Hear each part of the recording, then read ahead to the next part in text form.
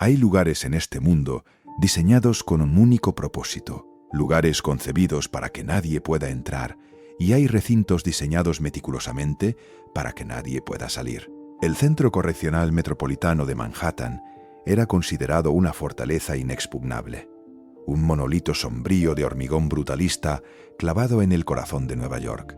Sus muros albergaban a terroristas internacionales, capos de grandes carteles y a los criminales más vigilados del planeta. En la unidad de alojamiento especial, conocida como la 9ª planta, el nivel de seguridad rozaba la paranoia absoluta, cámaras escudriñando cada ángulo de los pasillos, rondas obligatorias de los guardias cada 30 minutos exactos, puertas de acero macizo que solo se abrían desde un control centralizado e impenetrable. Nadie podía dar un paso, respirar o moverse sin dejar un rastro imborrable en los servidores del gobierno. Sin embargo, la noche del 9 de agosto de 2019, la maquinaria perfecta experimentó un colapso imposible. Las cámaras de aquel bloque específico, justo las que apuntaban a la celda clave, dejaron de grabar. Los guardias encargados de vigilar al prisionero de más alto perfil de la historia moderna cayeron en un letargo incomprensible.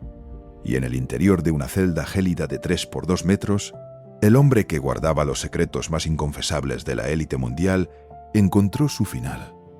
Un final abrupto que silenció para siempre una vorágine de extorsión, influencia y oscuridad abismal. Esta no es solo la crónica de un deceso entre rejas, es la autopsia detallada de un colapso institucional sistemático.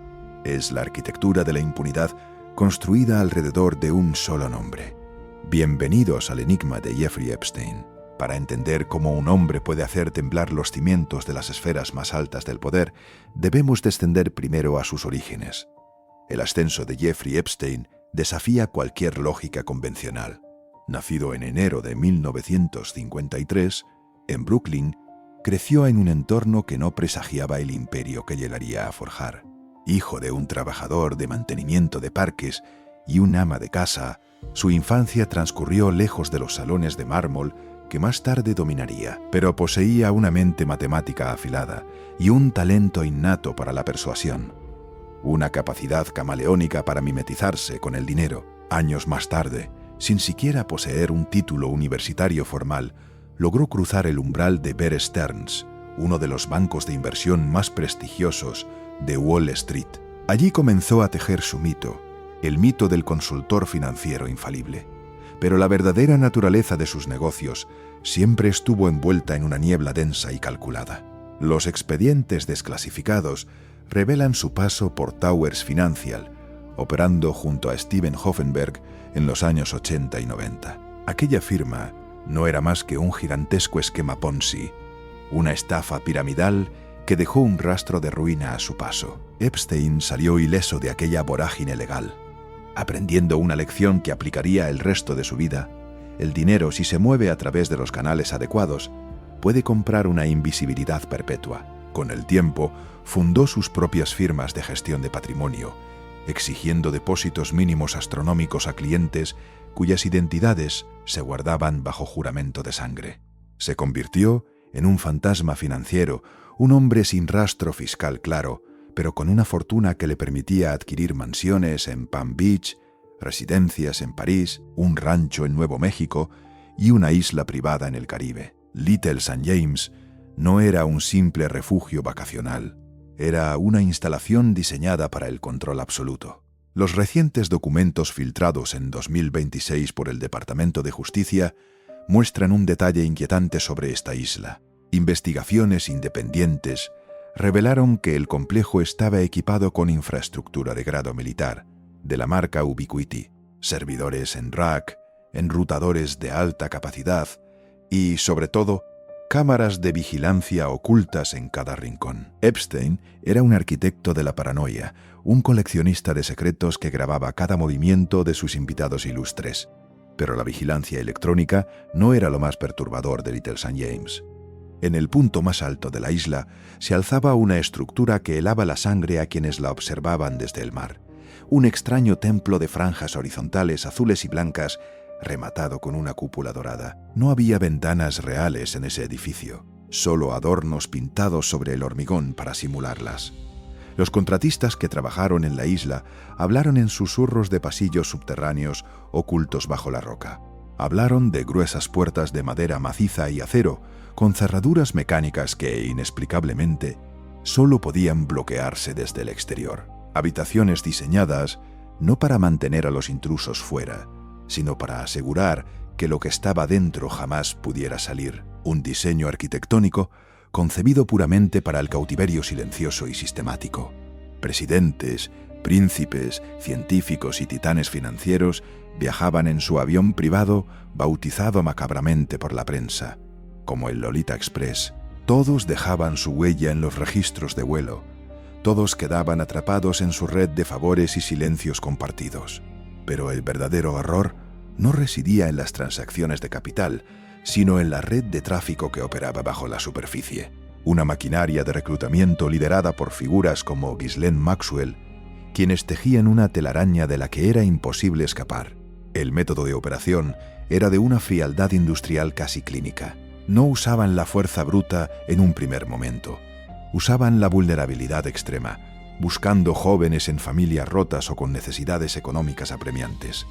El anzuelo siempre era el mismo: una oferta de trabajo inocente, dar masajes a un millonario excéntrico por unos cientos de dólares en efectivo. Pero al cruzar las puertas de sus mansiones, las reglas de la realidad se desvanecían por completo. Los testimonios filtrados describen enormes salas de espera donde varias jóvenes aguardaban su turno en un silencio sepulcral, un silencio roto únicamente por el crujir de la madera o el eco amortiguado de pasos provenientes de habitaciones insonorizadas. El verdadero horror de este caso no reside en la violencia gráfica, sino en la escalofriante normalización del abuso cotidiano, en cómo el poder absoluto convertía a seres humanos en simples bienes de consumo desechables. Era una auténtica cadena de montaje de la degradación, un infierno donde las víctimas, aterradas y manipuladas, eran instruidas para reclutar a sus propias amigas, perpetuando un ciclo de miseria que parecía infinito. Durante décadas, esta arquitectura criminal operó a plena luz del día protegida por un muro de dinero y poder.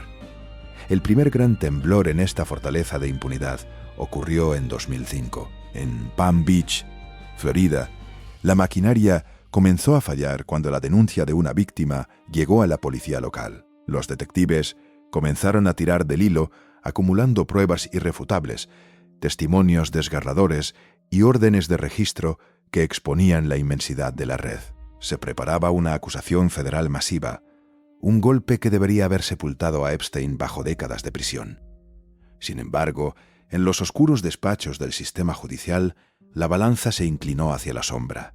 En 2008, el entonces fiscal federal Alex Acosta firmó un acuerdo de no procesamiento que pasaría a la historia como una aberración jurídica.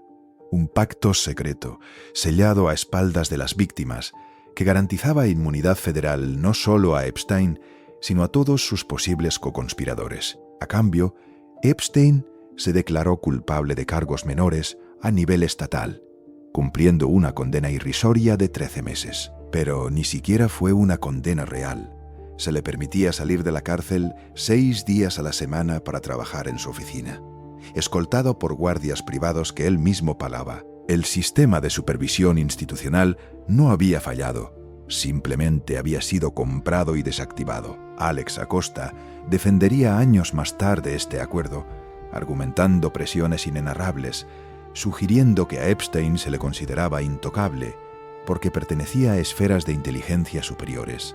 Fuera cual fuera la verdad, el pacto le otorgó una década adicional de impunidad, 10 años más en los que el fantasma de Wall Street continuó operando desde las sombras, perfeccionando su red, acumulando más nombres en su infame libro negro. Pero el reloj del tiempo es inexorable, y en julio de 2019, la burbuja protectora estalló de forma definitiva. Epstein fue arrestado al aterrizar en Nueva Jersey, proveniente de París. Esta vez, el cerco federal era hermético, impulsado por una nueva fiscalía y un escrutinio público que ya no toleraba pactos secretos. Los agentes del FBI allanaron su opulenta mansión en Manhattan, buscando las llaves de su imperio. Lo que encontraron en una caja fuerte oculta reveló la verdadera naturaleza de un hombre preparado para desaparecer. Pilas de dinero en efectivo atadas con bandas elásticas, diamantes sueltos, brillando bajo la luz fría de las linternas. Y lo más perturbador, un pasaporte austríaco falso, expirado, con la fotografía de Epstein, pero emitido a nombre de otra persona. El pasaporte mostraba sellos de entrada a múltiples países de Medio Oriente, dibujando la silueta de una ruta de escape internacional. El juez, al observar el abismo de sus recursos, le denegó la fianza, catalogándolo como un riesgo de fuga extremo y un peligro inminente. Jeffrey Epstein, el hombre que compraba el silencio de príncipes y magnates, fue despojado de sus trajes a medida y confinado en el Centro Correccional Metropolitano. Pasó de ser el titán de las finanzas a ser el recluso número 763180054. El ambiente dentro del correccional era denso, claustrofóbico, un inframundo regido por reglas de acero. A finales de julio ocurrió el primer evento extraño. Epstein fue encontrado en el suelo de su celda con marcas profundas en el cuello, semi-inconsciente. Nunca quedó claro si fue un intento de quitarse la vida o si fue un ataque por parte de su compañero de celda, un corpulento ex policía acusado de múltiples crímenes. El protocolo de emergencia se activó de inmediato y Epstein fue puesto bajo vigilancia estricta por riesgo de suicidio. Esto significaba observación constante, luz perpetua sin sábanas convencionales, despojado de cualquier objeto que pudiera convertirse en un arma. Pero la red de anomalías apenas comenzaba a tejerse. Apenas unas semanas después, y contra las recomendaciones de los psicólogos penitenciarios más conservadores, fue retirado de esa vigilancia especial. Se le trasladó de nuevo a la unidad de alojamiento especial, a una celda normal, con una única condición impuesta por la dirección. Nunca debía estar solo. Siempre debía tener un compañero de celda para mitigar cualquier riesgo. El viernes 9 de agosto de 2019, esa última capa de seguridad fue eliminada en silencio. Su compañero de celda fue transferido misteriosamente a otro bloque durante la tarde. Nadie asignó un reemplazo. Epstein quedó absolutamente solo en la oscuridad de su celda, en el umbral de su última noche. La cronología de aquellas horas finales es un catálogo de fallos sistémicos tan precisos que desafían la teoría de la simple incompetencia. El informe posterior, emitido por el inspector general del Departamento de Justicia, documentó una negligencia que raya en lo macabro. En el bloque 9, las regulaciones exigían que los 2 guardias de turno realizan rondas físicas cada 30 minutos. Debían caminar por el pasillo, mirar a través de la pequeña ventana de cristal de cada puerta y asegurarse de que el recluso respiraba. Esa noche, los 2 guardias asignados, uno de ellos trabajando en un turno extra forzado, no hicieron su trabajo. Los registros forenses posteriores de las cámaras generales y los ordenadores revelaron una verdad sombría. En lugar de patrullar, los guardias permanecieron en su escritorio a escasos metros de la celda de Epstein. Navegaron por Internet, buscando ofertas de muebles antiguos y revisando subastas de motocicletas. Pasaron horas sentados, inmersos en el resplandor de sus pantallas, mientras, a pocos pasos, la figura central del mayor escándalo del siglo se enfrentaba a su destino. Para encubrir su inactividad, ambos guardias falsificaron deliberadamente los libros de registro oficiales de la prisión. Firmaron con tinta los formularios, atestiguando que habían realizado todas y cada una de las rondas a la hora estipulada. Mentiras escritas en papel del gobierno para ocultar un vacío temporal de 8 horas. 8 horas en las que nadie miró hacia la celda de Jeffrey Epstein. Y como si la negligencia humana no fuera suficiente, la tecnología también decidió cegarse en el momento exacto. El sistema de cámaras de circuito cerrado que apuntaba directamente a la puerta de su celda presentó fallos técnicos inexplicables. Las grabaciones de esa noche resultaron inútiles, fragmentadas, incapaces de confirmar si alguien cruzó aquel pasillo o si el silencio fue el único visitante. La mañana del 10 de agosto, a las 6:30, el desayuno llegó al bloque 9. Fue entonces cuando los guardias se acercaron por fin a la puerta de acero. Miraron por la pequeña ventana y no vieron movimiento. Al abrir la celda, encontraron a Epstein sin vida, Arrodillado cerca del suelo, los esfuerzos de reanimación fueron caóticos, desesperados y completamente inútiles. La noticia de su muerte corrió como un relámpago oscuro por las redacciones de todo el mundo. El hombre que poseía cintas de video, fotografías y documentos que podrían desestabilizar gobiernos enteros, había muerto bajo el cuidado del gobierno federal. La autopsia oficial concluyó que la causa de la muerte fue suicidio por ahorcamiento, pero los detalles forenses sembraron una duda perpetua en la conciencia colectiva. El hueso hioides, un pequeño hueso en forma de herradura situado en el cuello, estaba fracturado en múltiples lugares. Expertos forenses independientes, contratados por la familia, argumentaron que ese tipo de fracturas son extremadamente raras en ahorcamientos, desde bajas alturas. Señalaron que son mucho más consistentes con la compresión directa con el estrangulamiento manual, y hay un detalle físico aún más macabro que rara vez se menciona en los informativos tradicionales. Las fotografías filtradas de la celda, tras el suceso, mostraban una litera que apenas se elevaba 1,5 metros del suelo. Epstein era un hombre de 1,80 centímetros de estatura. Para que la asfixia fuera letal desde esa altura tan baja, debió dejarse caer hacia adelante y mantenerse así. Debió soportar una agonía física insoportable durante minutos, luchando conscientemente contra su propio instinto de supervivencia sin intentar levantarse. Además, algunos forenses notaron que la lividez cadavérica, la acumulación natural de sangre tras el cese del corazón, presentaba patrones inusuales en sus extremidades. Patrones oscuros que ciertos expertos interpretaron como señales de que el cuerpo pudo haber sido movido o reposicionado después del colapso fatal. La penumbra asfixiante de esa celda esconde los últimos minutos de terror puro de un hombre acorralado. Un instante final donde, por primera vez en su existencia, comprendió que toda su inmensa fortuna no podía comprar su siguiente respiración. La contradicción entre la versión oficial y las anomalías forenses creó un abismo de especulación. Un abismo alimentado por el colapso absoluto de las medidas de seguridad del Centro Correccional Metropolitano. ¿Cómo es posible que el prisionero más importante de los Estados Unidos fuera dejado solo, sin compañero, sin vigilancia, sin cámaras operativas y con sábanas normales? El informe del Departamento de Justicia calificaría posteriormente todo esto como una combinación de negligencia, mala conducta y fallos de rendimiento laboral. Pero para millones de personas, la palabra negligencia es un eufemismo diseñado para encubrir la ejecución de un contrato. El eco de esta muerte resonó mucho más allá de los muros de Manhattan. Se convirtió en un patrón inquietante que parecía perseguir a aquellos que operaban en su misma órbita. Jean-Luc Brunel, el poderoso agente de modelos francés que fundó agencias en colaboración con Epstein, se enfrentó a un destino macabramente idéntico. Brunel había sido señalado como una pieza fundamental en la red internacional, acusado de facilitar víctimas bajo la apariencia de contratos de modelaje en París y Nueva York.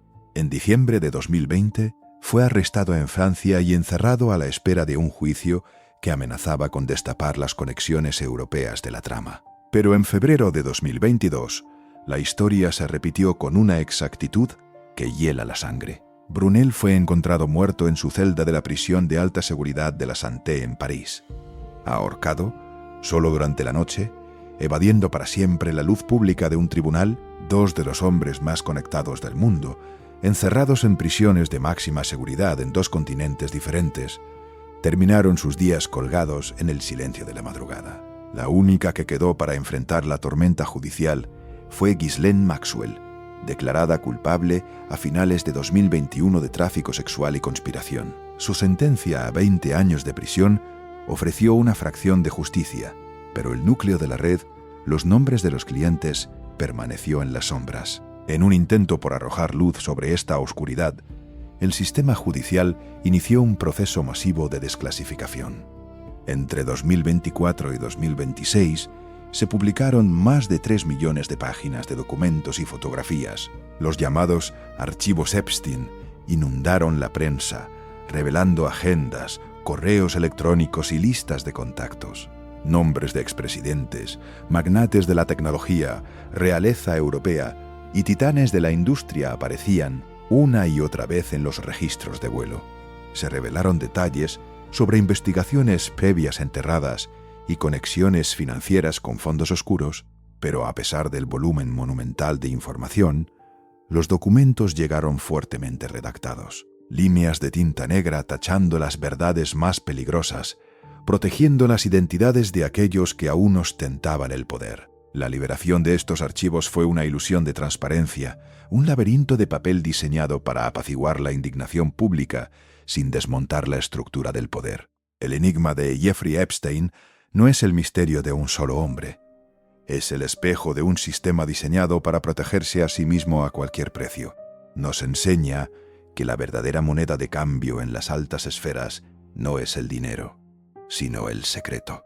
El Centro Correccional Metropolitano debía ser el lugar donde Epstein rindiera cuentas, pero se transformó en la bóveda final donde sus secretos fueron enterrados con él. Las cámaras rotas, los guardias dormidos y los registros falsificados no son errores del sistema. A veces son exactamente la forma en que el sistema funciona. Y mientras los archivos siguen siendo desclasificados y los nombres siguen siendo leídos, la verdadera red de influencia permanece oculta, vigilando desde la oscuridad, operando en silencio, sabiendo que en el juego del poder absoluto la verdad es el único prisionero que nunca escapa. Hasta la próxima historia, manténganlo